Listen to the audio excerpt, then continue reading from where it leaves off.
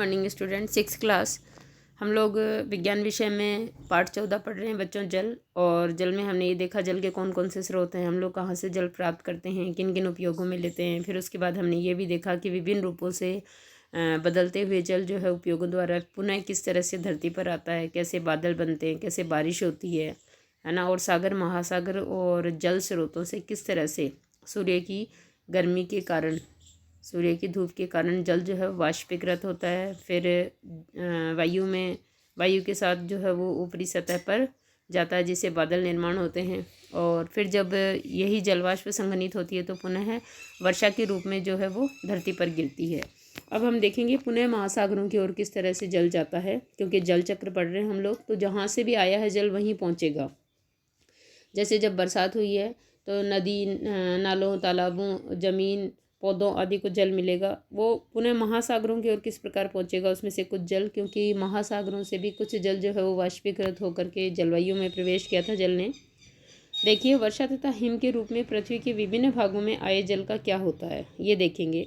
प्राय समस्त भूपृष्ठ महासागरों के तल से ऊंचे हैं। आपको पता है कि जितनी भी धरती है, लैंड है, भूपृष्ठ है, वो महासागरों से ऊंचे हैं। वर्षा तथा हिम के रूप में भूमि पर गिरा अधिकांश जल अंततः महासागरों में ही वापस बहकर चला जाता है। यह विभिन्न ढंगों से होता है। देखिए कैसे कैसे होता है। पर्वतों पर हिम पिघलकर जल बन जाती है। यह जल पहाड़ों से झरनों तथा नदियों के रूप में नीचे गिरता है। चित्र 14.8 में देखेंगे। कुछ जल जो वर्षा के रूप में भूमि पर गिरता है वह भी नदियों और झरनों के रूप में बह जाता है। अधिकांश नदियां भूमि पर लंबी दूरी तय करती है और अंततः किसी समुद्र या महासागर में गिर जाती है। तो देखा आपने किस तरह से जल जो है जहाँ से चला था वहीं पहुँच गया है। तथापि कुछ नदियों का जल झीलों में भी बह जाता है। वर्षा का जल भी झीलों तथा तालाबों को भर देता है। वर्षा के जल का कुछ भाग भूमि द्वारा सोख लिया जाता है और मृदा में विलुप्त हुआ प्रतीत होता है। इस जल का कुछ भाग वाष्पन द्वारा, वाष्पोत्सर्जन द्वारा वापस वायु में चले जाता है। तो देख रहे हैं आप किस तरह से चक्र जो है वो बार बार चलता जा रहा है। कैसे जल जो है सागर महासागर और विभिन्न स्रोतों से, पौधों द्वारा वाष्पोत्सर्जन से, देखा आपने इन विभिन्न क्रियाओं से किस प्रकार वाष्प के रूप में वायुमंडल में जाता है और पुनः जो है बारिश या हिम या ओलों के रूप में जो है वो पृथ्वी पर गिरता है और वहाँ से भी अपने यथास्थान पहुँचता है। ये देखिए नदियाँ जो है वो बहकर आ रही है, पहाड़ों से हिम पिघल रहा है और पानी के रूप में नीचे की तरफ बह रहा है। शेष जल धीरे धीरे भूमि के नीचे रिसता रहता है, क्योंकि हम लोग जो जल नलकूपों द्वारा, हैंडपम्प द्वारा निकाल लेते हैं वो भी वापस वहाँ पे जो भूगर्भीय जल है उसका स्तर हम लोग कम कर रहे हैं। तो बारिश के रूप में जो जल भूमि द्वारा अवशोषित होता है वो धीरे धीरे रिसता हुआ भूगर्भ में चला जाता है। इस जल का अधिकांश भाग हमें भौम जल या भूगर्भीय जल के रूप में उपलब्ध हो जाता है। कुओं का भरण भौम जल से ही होता है। कुएं किससे भरते हैं? भूगर्भीय जल से ही भरते हैं बच्चों। इसी प्रकार कुछ झीलों के जल का स्रोत भी भौम जल ही होता है ना। कुछ झीलों में भी नीचे से ही पानी आता है, भूगर्भीय जल से ही। हैंडपंप या नलकूप से खींचा गया जल भौम जल से ही आता है। यानी ये सब जो है पृथ्वी के अंदर आंतरिक सतह में जो जल है वही जल है ये। वहाँ पर भौम जल प्राप्त करने के लिए हमें गहरी खुदाई की आवश्यकता होती है। देखो आपको पता है कि जो भूगर्भीय जल है वो काफ़ी गहराई में उपस्थित है, गहराई में मौजूद है, इसीलिए वहाँ तक जाने के लिए हमें गहरी खुदाई करनी पड़ती है। इसीलिए आपको पता है कि हैंडपम्प, नलपम्प, कुएँ, नलकूप आदि जो है वो गहराई में ही बनाए जाते हैं खोद करके। अति उपयोग के कारण भौम जल के स्तर की यह क्षति चिंता का विषय है। जैसे जैसे हम लोग जो है वो बोरिंग द्वारा, नलकूपों द्वारा, कुओं द्वारा भौम जल के स्तर को निरंतर उपयोग में ले रहे हैं तो ये धीरे धीरे कम होता जा रहा है। यानी भूमि में जल की उपलब्धता बिल्कुल कम होती जा रही है, जो कि एक चिंता का विषय है बच्चों। पहली एक चिंता को आपसे बांटना चाहती है उन क्षेत्रों में जहाँ भूमि पर वनस्पति बहुत कम है या बिल्कुल नहीं है, यानी पेड़ पौधे नहीं हैं। मान लीजिए कोई ऐसी जगह है जहाँ पर पेड़ पौधे या तो कम है या नहीं है, वहाँ वर्षा का जल शीघ्र बह जाता है, क्योंकि पेड़ पौधों की जड़ें और पेड़ पौधों से रिस कर अंदर जाता है भूगर्भीय जल में। अगर नहीं है तो वहाँ आसानी से जल जो है वो बह जाएगा।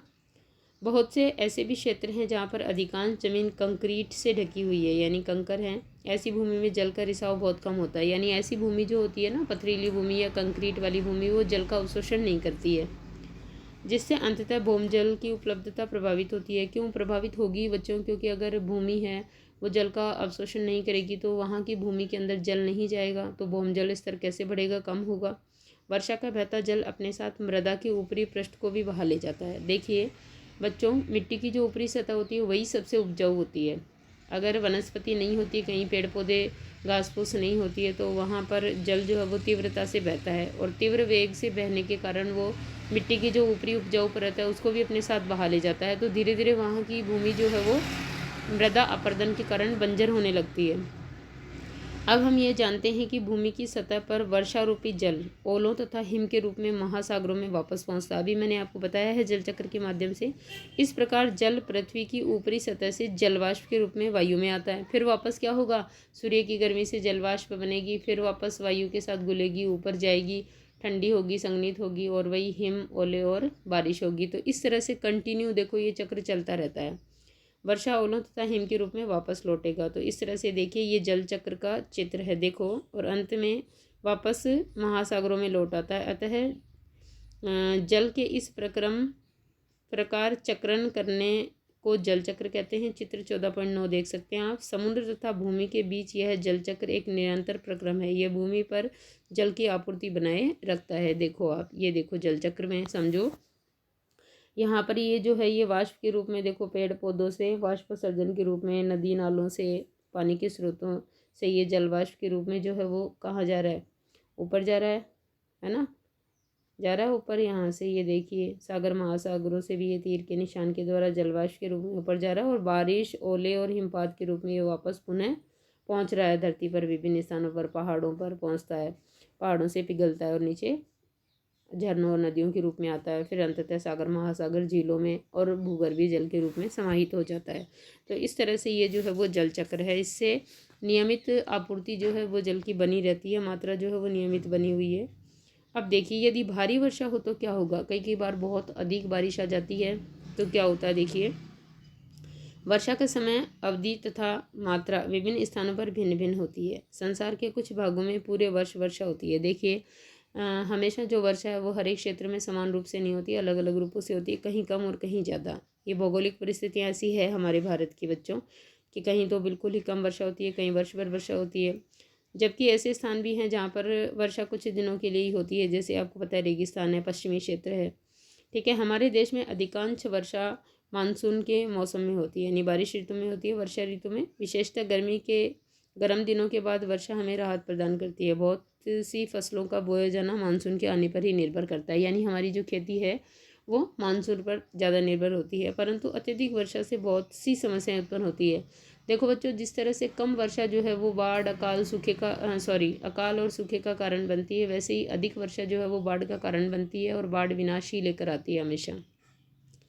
चित्र 14.10 में देखेंगे भारी वर्षा से क्या क्या होता है। देखिए नदियों, झीलों तथा तालाबों का जल स्तर बढ़ जाता है, यानी लबालब हो जाते हैं और उफनने लगते हैं, बाहर पानी आ जाता है। ऐसा होने पर जल एक बड़े क्षेत्र में फैलकर बाढ़ का कारण बन सकता है। यह खेतों, वनों, गाँवों और शहरों को जलमग्न कर देता है, यानी डुबो देता है।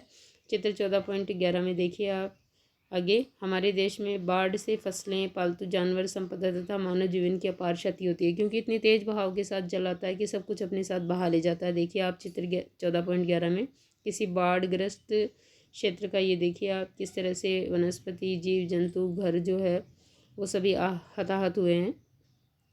बाढ़ के समय जल में रहने वाले जीव भी बह जाते हैं। प्राय जब बाढ़ का जल उतरता है तो ये जलस्य जीव थल भाग में फंसकर मर जाते हैं। वर्षा भूमि पर रहने वाले जीवों को भी प्रभावित करती है। तो इस तरह देखेंगे कि वर्षा का कम होना भी जो है वो नुकसानदायक है हमारे लिए, लेकिन यदि आवश्यकता से अधिक वर्षा होती है तो बाढ़ का कारण बनती है। बाढ़ जो है वो विनाश लेकर आती है, क्योंकि जल इतने तेज बहाव के साथ आता है बाढ़ में कि उसमें स्वयं जल में रहने वाले जीव भी जो है वो अति वेग से जल के साथ बह जाते हैं और स्थल पर आ जाते हैं, कहीं ना कहीं फंसने से मर जाते हैं वो, या जब ये जल सूखता है तो बिना पानी के वो मर जाते हैं। इसी तरह से स्थल पर रहने वाले मवेशी, घर, कीमती सामान और जनजीवन भी जो है वो बाढ़ के साथ बह जाता है, नष्ट हो जाती हैं सब चीज़ें। तो इस तरह से अत्यधिक वर्षा जो है वो क्या बनती है, विनाश का कारण बनती है। बाढ़ जो है विनाश का कारण बनती है। तो ये देखिए बच्चों, यहाँ से अब आपको यदि भारी वर्षा हो तो क्या होगा इसके परिणाम लिखने हैं और जल चक्र को पूरा करना है पुनः महासागरों की ओर। याद से, है ना। पूरा जल चक्र आपको चित्र बनाना है जल चक्र का, कि कैसे कहाँ से वाष्प बनकर उड़ा, कहाँ वापस आया। ठीक है, ओके स्टूडेंट्स, अगला टॉपिक हम लोग कल के वीडियो से करेंगे।